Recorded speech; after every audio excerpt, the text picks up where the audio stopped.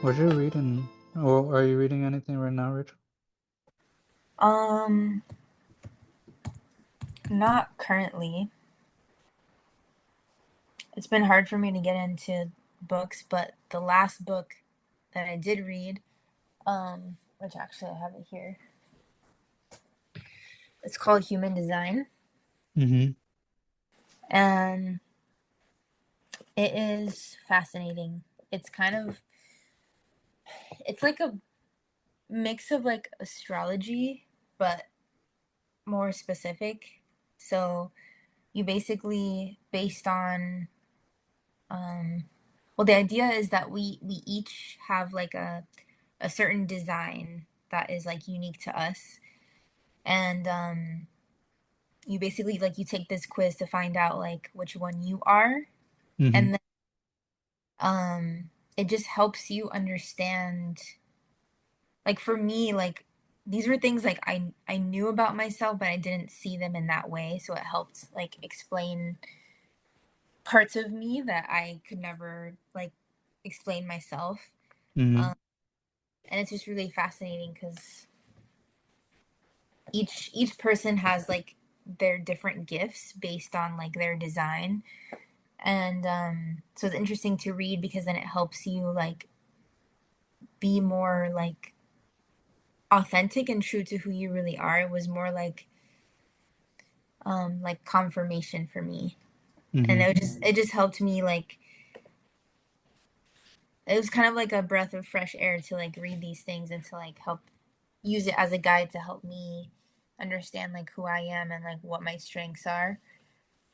But other than that, it's been hard for me to like get into any book. This, I guess, because it was more relevant and I was like seeking that information. Yeah, it Yeah, sounds interesting. yeah, super interesting. I was telling my professor the one that I was reading or that I'm trying to read right now is one about I think it's pronounced Taino or Taino, the people from the Caribbean islands. Yeah. Yeah. And it's pretty interesting. I think it's a little outdated, but Mm. it tells you like what the theories are about how the people got there, how long they were there, what their cultures were like, and how they can deduce that, like how, it's showing the evidence of why they think those things. And so I like it. It's more like a history type of book. That's cool. Yeah. How was the hike though? How was the hike in Peru It was at Machu Picchu? hard. It was really Yeah, hard because of the elevation. yeah, I can imagine. Yeah. So, like, to give you an example, in Florida, we're at sea level, right? So, virtually no elevation. The highest that we got to on that hike was 16,000 feet. What? So, you can imagine, like, going from zero or whatever we're at, Yeah, like, a, -6 or something. yeah, something like that. Yeah, because we're supposed to be underwater actually. To go, like, there's definitely like an adjustment that the body has to go through. And we didn't start at 16 though. It was like gradual, Yeah. but like the body is in a little bit of shock, and like physically I didn't feel the best. Like I had a constant headache cuz there's like less oxygen than your body. Like if you grew up there, like your body's adapted, but to grow up here where it's flat, no elevation, and then to put your body in a new environment, um it didn't feel like, I think if I had been there for like months, then I would have felt better. Yeah. But we were there for like 10 days. So my body just like didn't feel well the whole time. Like, And which um, day did you start the expedition though? Like on which day? we we acclimated for like 4 days. Okay. Um, and then 4 days we were hiking. Well, So yeah, but aside from that, it was gorgeous and unlike any scenery I had seen, because our hike, like we went through like every kind of terrain, almost every, and like different ecosystems. So like where we started, um we were like at an alpine lake, and then we went up from there to like the 16,000, like literally mountains with snow on them still. Mm. And um like basically that's like the highest, right? And then we started descending, and then we got to go through like almost like tropical, not tropical, but like subtropical um climate, which was my favorite. And that's where like they had tropical fruit growing, like passion fruit. We went through passion fruit farms and like coffee farms. And that day I was like the happiest because that's like my favorite kind of climate. Yeah. And I literally was like, I could live here, like in this space. I guess I realized like I'm not the type of person. I can appreciate like the tops of the mountains, but like I'm more at like a in the Within middle, the green, you know, in the within the green. green. Yeah, Yeah, I need my plants. that's So dope. so it was just cool to see like the differences within just like literally days. Like in the same day we were on top of the mountain, the same day we descended like 9,000, not 9,000. I Mm. think it was 6,000 feet, still significant, Yeah. um, that we descended. And yeah, it was like long hours. Um, there was a couple days we did like over 14 miles in one day, Oh, but gorgeous. Just like, yeah, it's like hard to even describe, but it was cool. And then we me and my friends, we had never done this before, but we went with like a trekking company. So anytime that we've gone hiking, even in South America, like we always just carry all of our shit like on our back, all of mm-hmm. our tents, all of that. So this was the first time that we actually like hiked with a company where like they carry our stuff, most of like our extra stuff. We still have our own backpack, and they like provide us with the food. So that part was really nice because of the fact that the hike was super hard, that we didn't have to Yeah. worry about like all the extra stuff. And there Mm-hmm. was like a group of us. Um, so yeah, and it was just like just amazing to like see the different ruins and like all of that.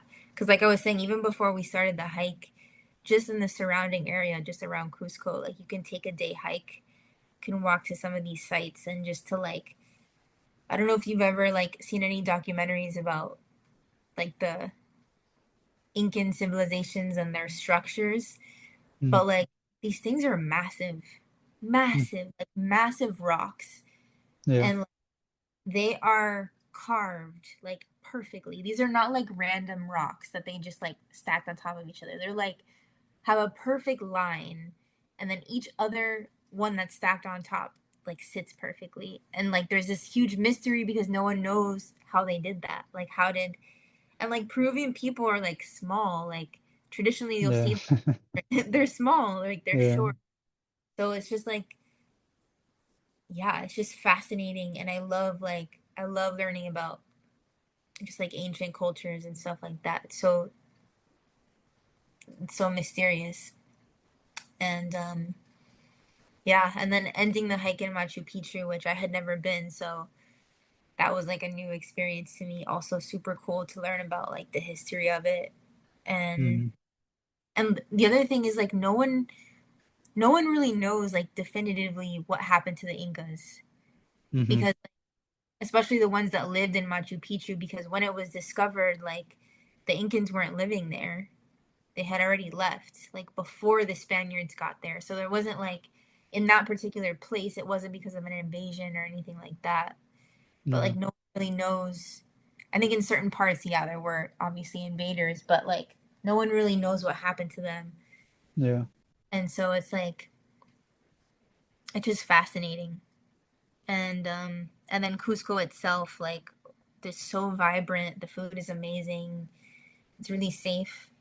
And Yeah, and the hike we got really lucky. Well, it was more like a blessing because the weather was perfect. Like Yeah, we were so high up that it was cold, like at night, really really cold. But in the morning there was like no clouds throughout the day, and the sun was high, so it would warm up, and it was just like the perfect weather to hike. Because in other parts of the year, the weather is more crappy, so yeah, you never really know like what you're gonna get. So we were blessed in that it was like perfect weather. yeah. Sounds amazing. Yeah. Sounds like it's a huge challenge for the body and the mind. I Hmm. mean, I know I couldn't do it. You know, not like just with mental preparation. I mean, I would have to really train up my body for something like that. You give major props for me. I mean, that's awesome. And what do we know about the Incas? Like, do we know like what years they span from, their civilization span from? Like around what time? Yeah, all that stuff is like documented. I don't know it off the top of my head. And I didn't either. So I wanted to cut into the podcast for a second to give some context about the Incas, since we talked a little bit about the Incas in our conversation. Um, so, what happened to the Incas? The Inca Empire met a sudden and catastrophic end with the arrival of the Spanish conquistadors in the early 16th century. A small Spanish force led by Francisco Pizarro arrived in South America. They landed at a moment of extreme weakness for the empire, the Incan Empire, because the Incan Civil War was underway just before the Spanish arrived. And there was a war between two brothers, Atahualpa and Huascar, and the war was tearing the empire apart. Atahualpa had just emerged victorious, but the empire was politically fractured and militarily exhausted. Then Pizarro, when he showed up, captured the Incan emperor Atahualpa at the city of Cajamarca in November 1532. Despite the Incas fulfilling a massive ransom of gold and silver for his release, the Spaniards executed him in 1533. The fall of the empire. With the empire gone and the chain of command broken, the Spanish marched toward the capital Cusco and captured it in 1533. Also, the role of disease was important because European diseases, particularly smallpox, ravaged the indigenous population years before Pizarro even arrived. This biological catastrophe killed a huge portion of the population, including the Emperor Huayna Capac, father of Atahualpa and Huascar, and contributed significantly to the empire's vulnerability. We also had a question of how long did the civilization last, the Incan civilization last, and there's two ways of looking at it. You could look at it the Incan culture and the Incan Empire. So the Incan ethnic group had been living in Cusco Valley for centuries, since around 1200 AD. The Incan Empire, which they called Tawantinsuyu, saw a rapid expansion from a regional kingdom into a vast empire in a pretty short amount of time. It began under Pachacuri around 1438 AD and lasted for less than 100 years. until the Spanish conquest in 1532 to 1572. So while the Incan people existed for over 300 years, their mighty empire spanned only about a century. At its peak, in terms of the geographical range of the Incas, which Rachel was talking about, it spanned a large portion of western South America. It was 2,700 miles long along the Andes Mountains. It covered countries of today, including Peru, big parts of Bolivia, southwest Ecuador, a large portion of Chile, and northwest Argentina. And it also extended into a bit of Colombia as well, the south part of Colombia. And it encompassed a diverse terrain. The empire brilliantly controlled an incredibly diverse range of environments, from the high Andes, which reaches over 19,000 feet, to coastal deserts and dense Amazonian rainforests. We also had a question about the architecture and the giant structures that the Incas are famous for. And you know, since it was such a long time ago and there wasn't a lot that has been preserved, and there was no writing system to describe their methods, it's kind of left for archaeologists to try to put pieces together of how these massive stone creations and buildings and temples were created. So something called polygonal masonry is the most famous technique that was used by the Incas. They shaped massive irregular stones, some weighing over 100 tons, to fit together perfectly without mortar. The joints are so tight that you cannot slip a piece of paper between the stones. This design is incredibly earthquake resistant. During tremors, the stones dance and then settle back into place. The stones were, this is the best, hypothesis of how they did it. The stones were quarried using harder stones and bronze tools. They were then shaped at the quarry. Transporting these massive blocks was a massive feat of human labor.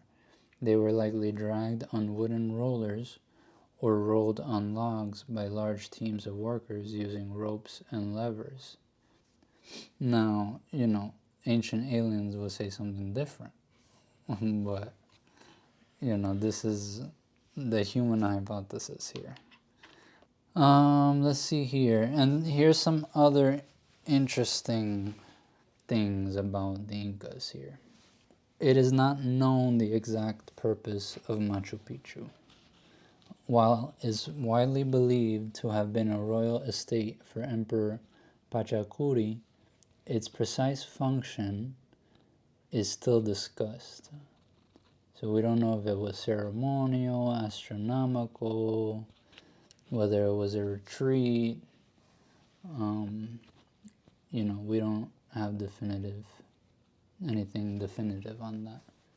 And then another thing I wanted to mention is that Rachel did say, that it's not exactly known as to, how the Incan Empire collapsed or lost power.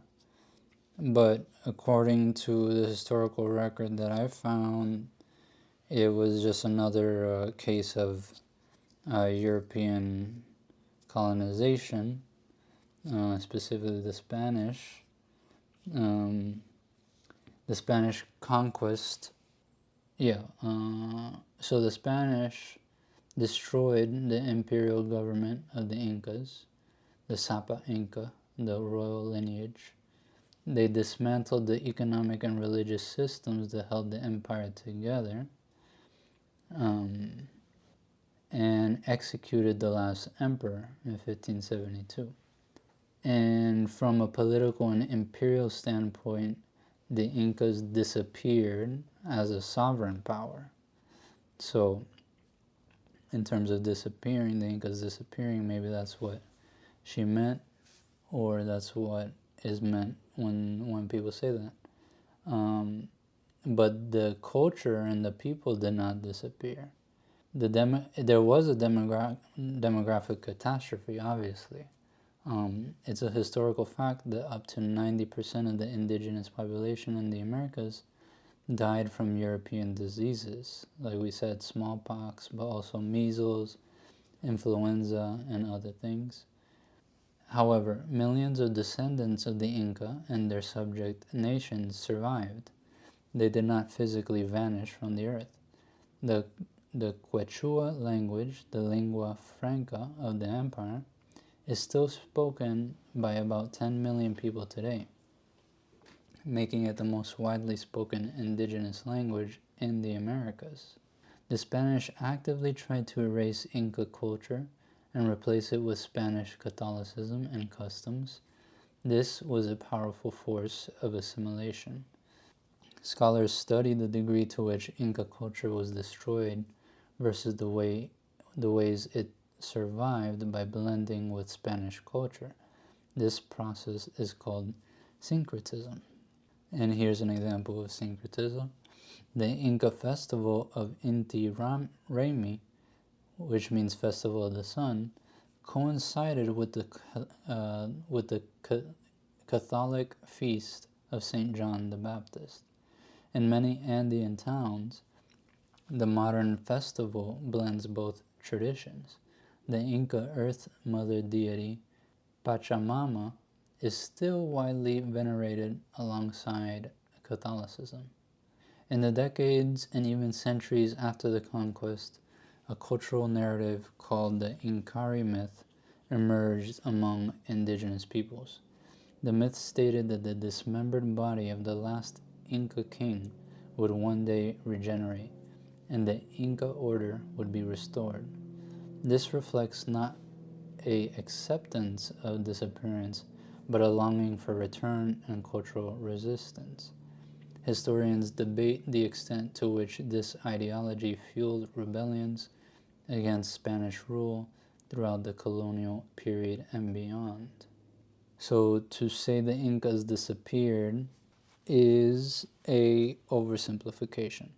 A more accurate description is that their empire was violently dismantled and their society underwent a catastrophic demographic and cultural transformation. The real historical mystery isn't their disappearance, but the incredible story of how their descendants managed to preserve so much of their language, traditions, and identity despite centuries of oppression, making the Inca legacy a living, evolving force in the Andes today. So that's an overview of the Inca civilization. And since, there's not a lot of, there's a lot to prove that the Incas existed and that they existed for this time, and that, there were historical accounts by the Europeans of them, and art left over, Machu Picchu left over, etc., etc. But they didn't have, according to what I've read, they didn't have their own writing system. They had a system of, the Incas had no known alphabetic writing system. They used complex knotted string devices called quipus for record keeping. While we know they recorded numerical data like census and tribute data, some researchers believe they may have also encoded narratives, histories, and poems. Deciphering the full language of the quipus is one of the great unsolved mysteries of Inca studies. So maybe if the archaeologists and the historians can decipher the quipus, then maybe we will get some more ideas about how the Incas lived and some more of their history and all that. But for now, we don't know.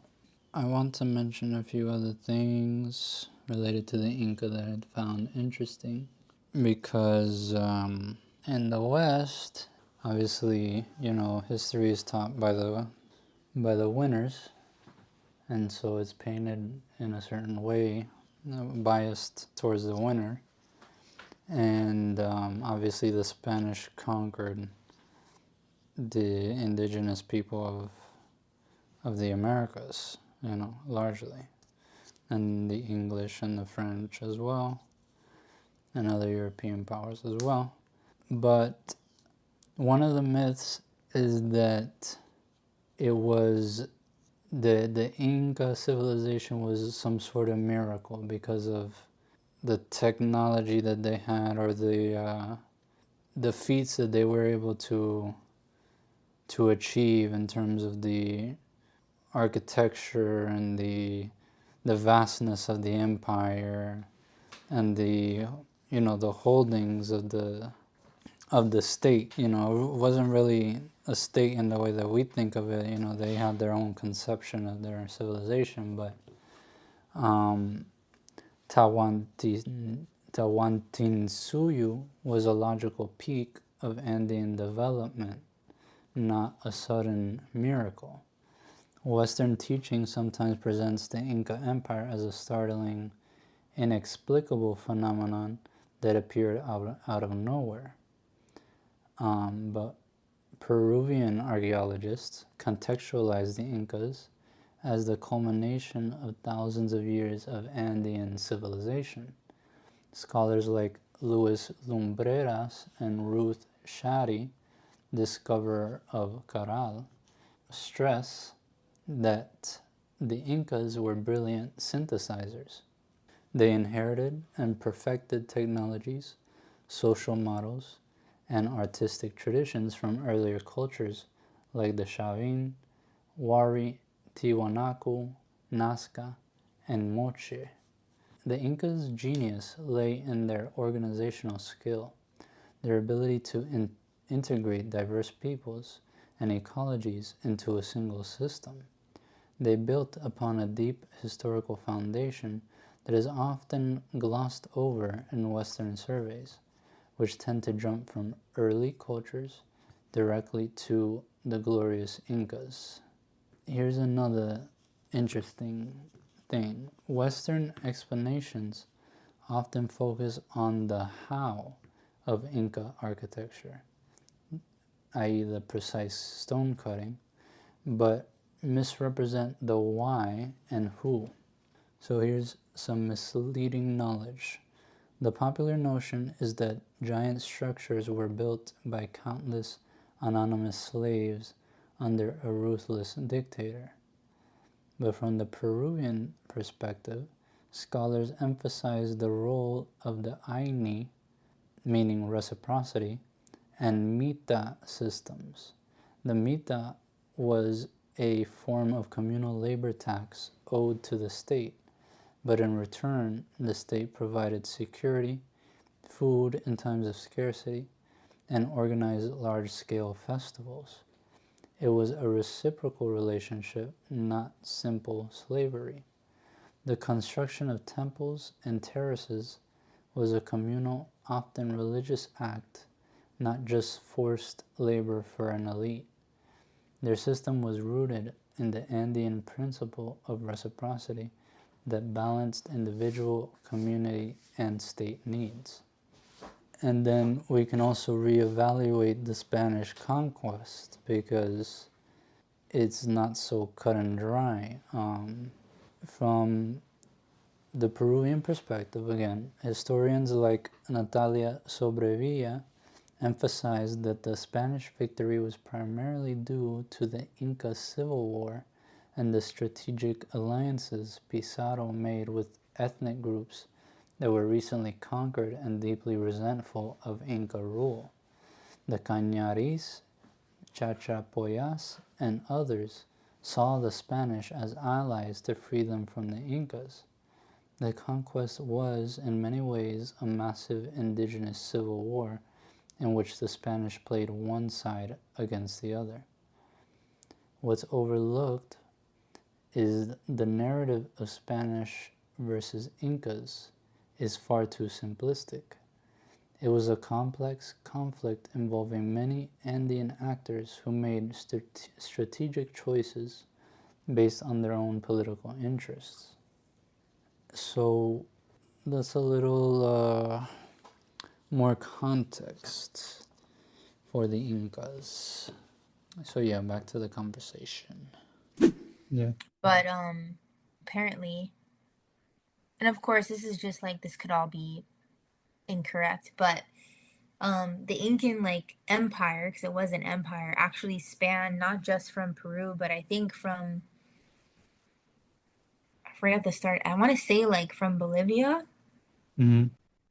all the way to actually Chile. So like it was like Santiago, which is the capital of Chile, Yeah. was apparently was like where one of the Incan like temples was, and then like they built on top of it. Yeah. Um, so it's like this huge stretch of territory. Um, and they used to communicate through trails. So they call them Incan trails because that was like their mode of, they would have messengers. And so a lot of like the hikes that they have now, which one literally is called the Incan Trail in Peru, like you get to hike on one of these trails that they use, and there was several. And then on the hike that we did, which was a different trail, we got to see part of that too. Mm-hmm. So it's just like, yeah, it was cool to be to be on land where like you could still, there was like remnants of the ancient ways, you know what I mean? Even though like a lot of things have changed since then, there was still like a piece of it there, which was really cool. Yeah.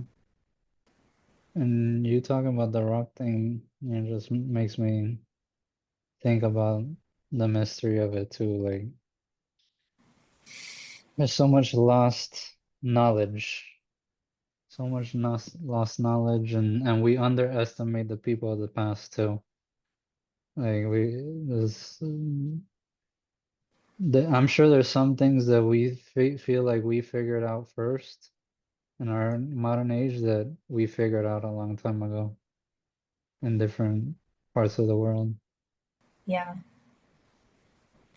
And I also think about like all the stuff that we haven't discovered, like the way that Machu Picchu was discovered actually was actually some like American explorer, and he was hiking through the jungle, and at that point Machu Picchu was covered in jungle. Like it was covered in vegetation. It wasn't just like this like random standing structures. Yeah, And then when they finally like cleaned it back is when they discovered like this whole thing. But I just think about like how many more like that are still covered by exactly. that we don't know about. Like I'm sure there's so many. A lot, yeah. Yeah. And in some ways it should stay that way because a lot of times we just start cutting things down and it's like, oh, yeah, it's for research purposes, but no, maybe we should just let nature take it back. We had our time with it. Yeah. And there was, our guide was telling us that there's talk of closing Machu Picchu Mm, because it can't hold the capacity of people that come to visit anymore. So yeah, they may like create another trail on the other side where you just like go and you see it from like above. You don't actually get to like walk yeah, through it like you can now. But yeah, it's like those things where it was so perfectly preserved when it was in nature, and now they're dealing with like the effects of it being discovered and trying to still preserve it when it's really not meant to hold the capacity of individuals that are going through that on a day-to-day basis. Yeah. And also, I was lucky to go when you guys did. I know, I thought about that because I had no idea Yeah. that they were talking about like potentially closing it. So I'm glad I got to go when I did, but I definitely want to go back. I feel like I need to go back. And there's like it's I don't know, it's such like sacred land. Like there's like literally crystals growing out of Hmm. the ground. Like I bought this crystal, I have it near my bed. Um that this guy was just selling on the street. Like Mm-hmm. you like here in the US you would go to like a crystal shop and like whatever like my this crystal still has dirt on it. Like has not been polished, like has not been Yeah. and like that stuff just grows like out of the ground there and so many different other ones, but I just thought that was cool. Like it's that land just holds so much that we don't even can't even begin to understand. Those steps seem so scary to me, though. They do. The 'Cause steps. the steps, yeah.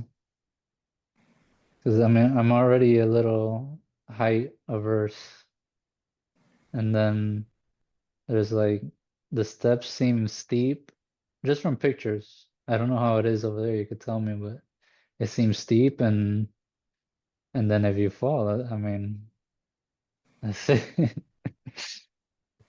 So, Well, the ones like that I did weren't too bad, but in Machu Picchu there's like extra hikes that you could do like at the top of this one like peak, and I didn't do it because I wasn't feeling well that day, but two of my friends did.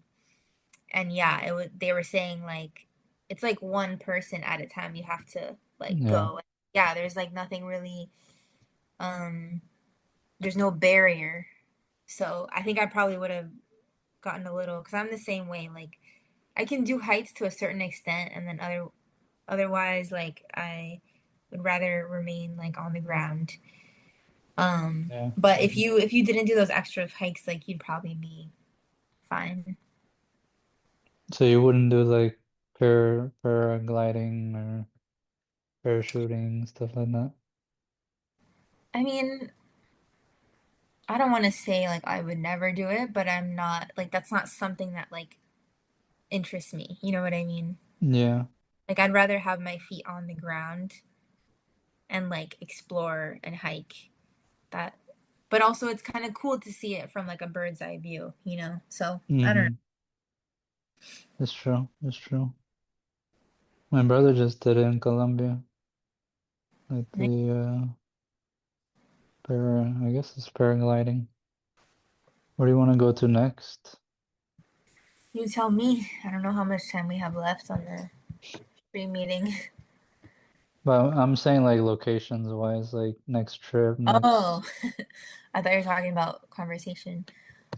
Italy has been like on my mind a Hmm. lot. It's on my Like, mind a lot, and I keep hearing about people that are going. In fact, one of my coworkers is there right now. She's posting on her Instagram, and I'm like, oh my god, like I gotta go. So that's, and I have no idea when because, like I said, it's when I take time off, it's gonna be difficult with work because of I have different responsibilities. hmm. So I don't know when, but that's where like I feel called to the most right now. Yeah. And also I feel like I've also feel called to like deepen like my yoga practice. It's interesting how we started talking. This conversation started with that. Yeah. Um, like I feel really called to go to like a spiritual place and just like meditate, eat really clean, disconnect, Yep. and um and just like yeah, practice like and deepen my spirituality. So I don't know where that's gonna be, but it's most likely not gonna be in the US. Um, we'll That'd be an see. awesome trip. Yeah. Yeah. I feel like that will may happen before Italy. We'll see. Italy is another coincidence because we're thinking about that too. Yeah, we might go to Italy this year actually. Oh, really? Yeah, which I've been meaning to go for the longest because it was a bucket list thing for my mom. Yeah. Well, it was nice talking to you, Rachel. Same to you. I'll hit you up soon, all right? Sounds good.